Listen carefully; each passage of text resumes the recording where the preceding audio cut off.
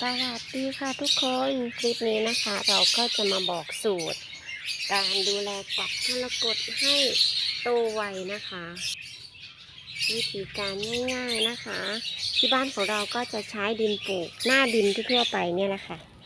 ไปขูดเอาตามหลังบ้านนะคะขูดเอา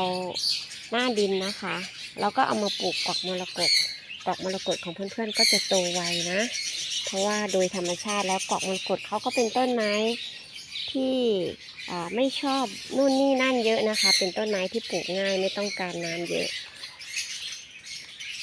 แต่ที่บ้านของเรามีสูตรในการบำรุงกวักมรกตให้โตไวนะคะนั่นก็คือเราจะใช้ดินแกลบขี้ไก่ค่ะเอามาโรยหน้าดินนะคะ3 เดือนครั้งนะคะโรยบางๆก็จะช่วยทำให้กวักมรกตต้นอวบ